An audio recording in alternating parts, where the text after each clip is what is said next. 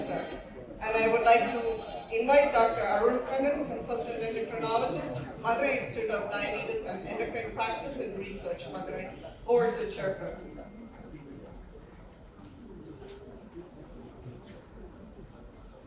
So, the speaker is Dr. Muthukumaran Jayapaul, and he is a director of Orca Center for Common Health, Organization Secretary 10.2019, Vice President, and he is a consultant endocrinologist, and he is trained in the United Kingdom, and is specialized in thyroid, diabetes, and pituitary metabolism.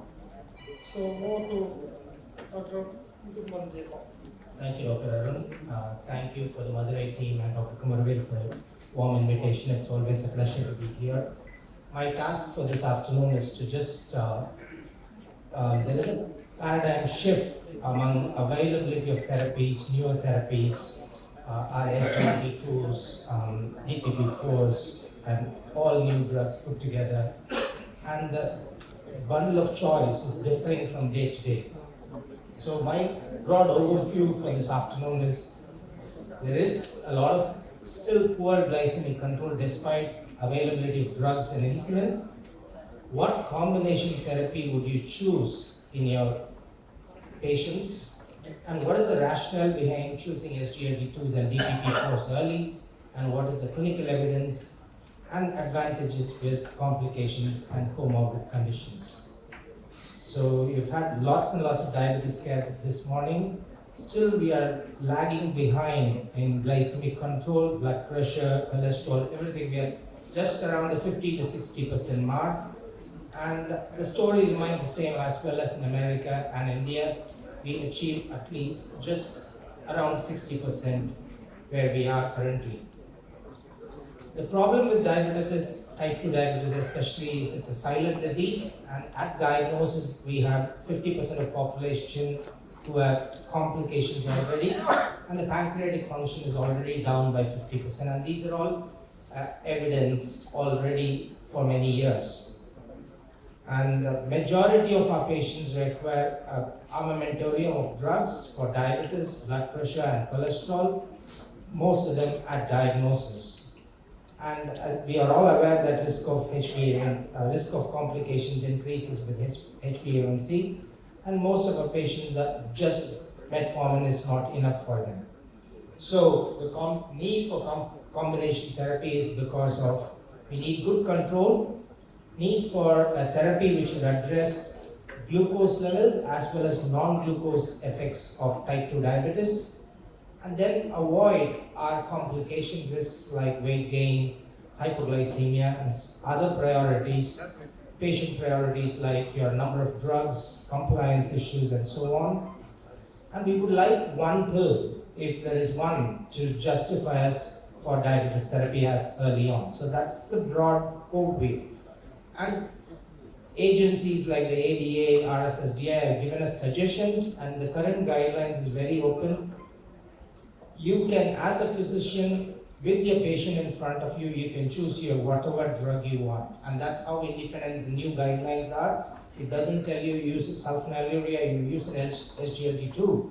So it is your primary responsibility to choose whatever drug is appropriate for your patient and on the first visit or over the next few visits.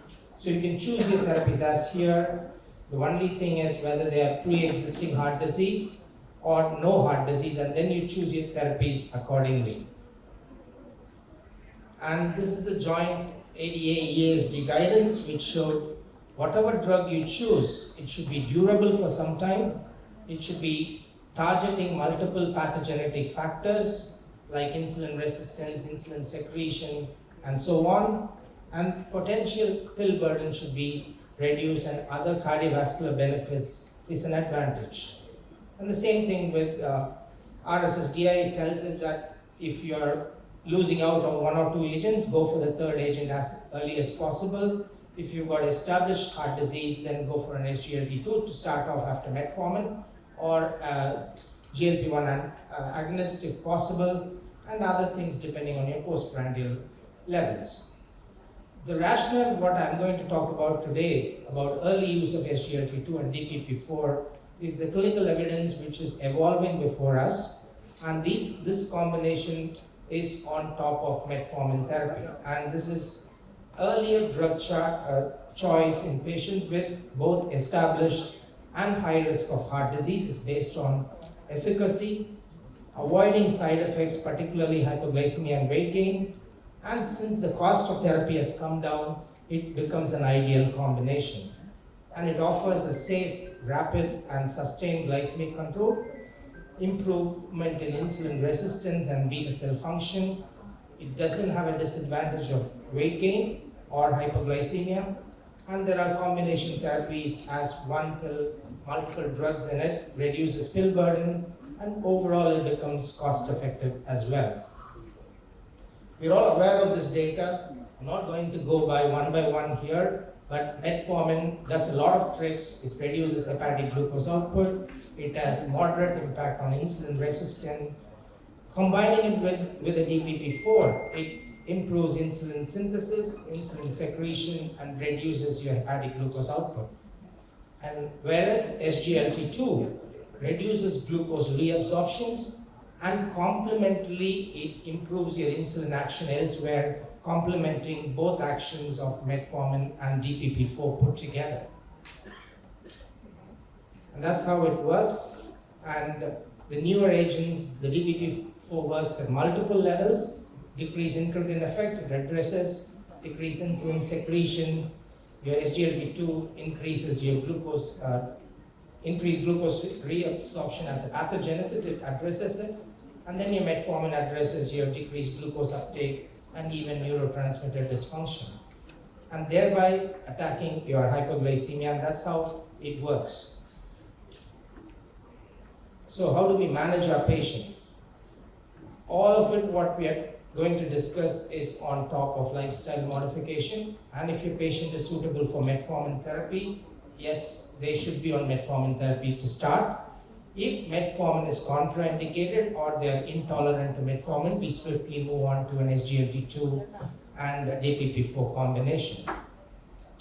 And efficacy-wise, there is no difference primarily between your gliptins as well as your gliflozins, and more the HbA1c effect depends on where you start. So if your HbA1c is starting at 9, you get a reduction around 1%. If you're starting around 8, you get a reduction of about 0.5 to 0.6, or even some studies 0.8%. So both are efficacious molecules, whether it's canagliflozin, empagliflozin, or dapagliflozin. And moreover, these things as SGLT2 molecules, they address blood pressure. They have weight reduction as well with the blood pressure reduction. And on top of it, it causes a moderate weight loss around 3 to 4 kgs in a year's time. Whereas if you compare it to our older therapies, the UK PDS people gained, on the intensive arm, they gained about 8 kgs in 12 years. And that will be a big burden on our patients. If you look at the ADOPT study, people went on to gain around 5 kgs in 5 years. So most older therapies were not that complementary to our patient care, especially with weight gain or hypoglycemia, which we will look into later. Whereas our newer drug therapies, putting together dapagliflozin and sitagliptin, if you combine it with metformin, you get, in 6 months' time, you get a 2 kg weight reduction, and weight reduction with the combination is sustained as well in longer studies. If you look at hypoglycemia separately, there is a 6 to 10-fold reduction in hypoglycemia when you compare to old sulfonylureas, whereas gliptins, and the same thing is even applicable to SGLT2 inhibitors as well, provided you're not using sulfonylureas or insulin as a combination. And hypoglycemia causes significant quality of life issues in our patient, and most patients who suffer from hypoglycemia are worried to the core, especially with their quality of life as well as the cost of therapy. So if you get admitted with a severe hypoglycemia into a corporate hospital, it would cost you a lot, for a night at least. So, and then comes, we initially thought that the fat loss, weight loss was due to water, but which was addressed by studies, and which showed that it was just not merely water loss which was caused by SGLT2, it was fat loss which was both measured by DEXA as well as MRI scans. So there was a protective fat loss with both visceral and adiposity loss, which was sustained again for 2 years when compared to glimepiride. We move on to swiftly with the combination therapy now. This is a study which was done with the combination of dapagliflozin, sitagliptin and metformin, and straight on which were patients put together, and at study at 6 months time they had sustained glucose reduction, and which was also durable up to a year's time. If you look at what happens after that, this is what you see at the primary endpoint. Significant reductions as a combination therapy. You get 1.5%, 1.1% HbA1c reduction from baseline at 16 weeks. And there is sustained reduction and improvement in glucose control as well. So this is, the dark blue bars are just DAPA, SITA and metformin as a therapy. If you look at SITA and MET, is the middle bar, which is the light blue, and the lighter blue color is your DAPA MET. So significant reductions as a combination therapy, which you can throw in any patient who is fit and well. And this is the same study, but fasting blood glucose levels are much better as a combination, and postprandial levels as well. In the same study, this is different data.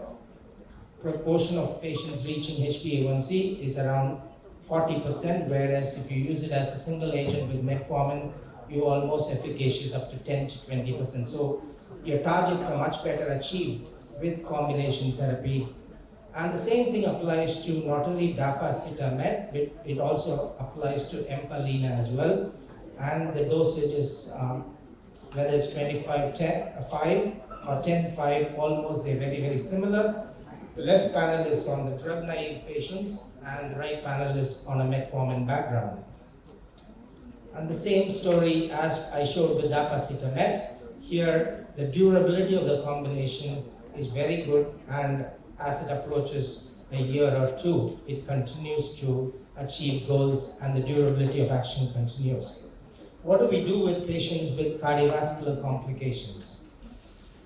There is a huge amount of patients who has got pre-existing heart disease in patients with type 2 diabetes. They can be asymptomatic, and most of them are also at a high risk. So addressing our glycemic therapies which address them are very, very important. So this is data from our EMPA-REG outcome, basically, which showed that this was the first study which showed improved cardiovascular risk with empagliflozin when compared to placebo.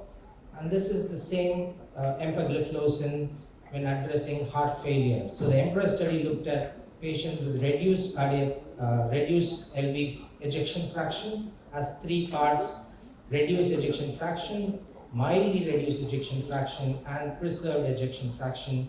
And when our patients have reduced ejection fraction, they stand to gain most from SGLT2 molecules. Same thing applies to DAPA. Due to time, I'll skip this slide. Whether with or diabetes, without diabetes, your heart failure outcomes are much, much better for type 2 patients with multiple risk factors or pre-existing heart disease. And this is one meta-analysis of CVOTs which showed that whether you look at the data from the EMPA-REG data, CANVAS or declactimi, they're always favorable to the molecule compared to your placebo.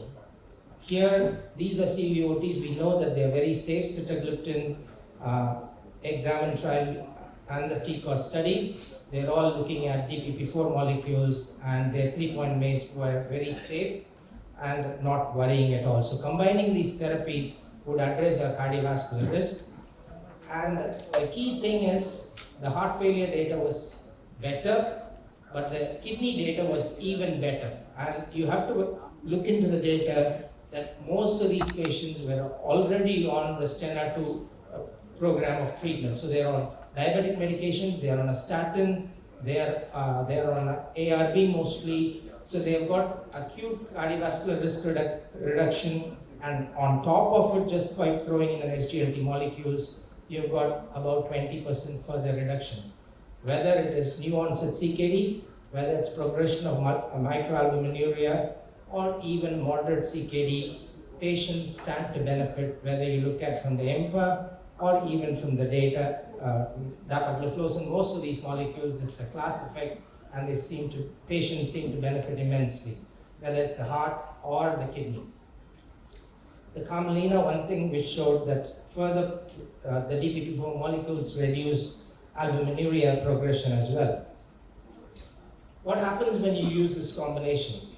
On top of glycemic therapy, the renal biomarkers, whether your protein excretion comes down, and the oxidative risk also comes down, and the combination therapy works much better as an agent than a single agent put together. One thing you need to make sure before you throw these patients are they are cardiovascularly stable and they're not decompensated, whether they shouldn't be dehydrated, address their hydration levels, make sure that they don't have any organ failure. So any severe liver impairment is a contraindication. So they should be under the class A status of liver disease to use the combination. SGLT on its own doesn't cause any acute liver injury. Genital infections are the only fly in the ointment, so there is a 5 times more increased risk of genital mycotic infections with our SGLT2 molecules, and more often these things happen with people who are not compliant to their diet. So addressing this is important, so patients have to be advised to avoid refined sugar intake, especially carbonated drinks or juices, and also they should follow a good healthy diet. The story about UTI is improving. The current couple of meta-analyses which have come showed that there is no increased risk of UTI, severe UTI in patients with SGLT2 molecules. So this is one meta-analysis which showed that there are genital mycotic infections which can be treated easily. The story about UTI is much better and very limited. So as a combination, the study which I mentioned showed significantly there was no side effects, and the side effect profile was even almost equal to placebo. So that is what the data with dapagliflozin, sitagliptin and metformin showed. When you compare it with placebo, they're almost very equal and put together. And the cardiorenal benefits of this combination is immense, and this is on top of your statin and ARB. So our ideal agent as compared, most of these cause improvements in body weight, systolic blood pressure, uric acid, cardiovascular outcomes, mortality, and renal albuminuria progression. So who can benefit from this combination?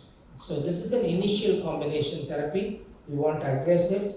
An initial combination therapy in patients with high HbA1c levels, 1.5% above the individualized target.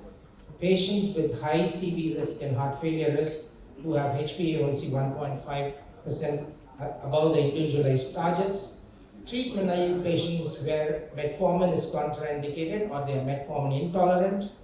Patients uncontrolled on metformin. Patients with diabetes and early CKD. And in patients we want to address weight loss with no increased risk of hypoglycemia.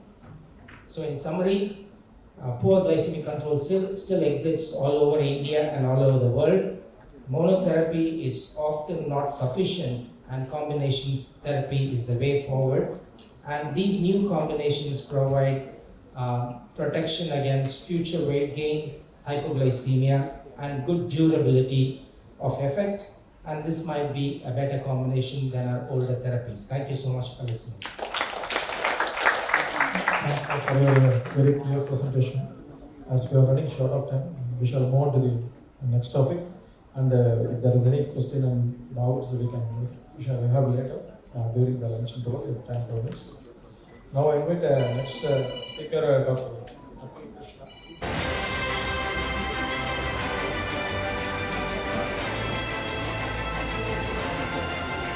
Thank you very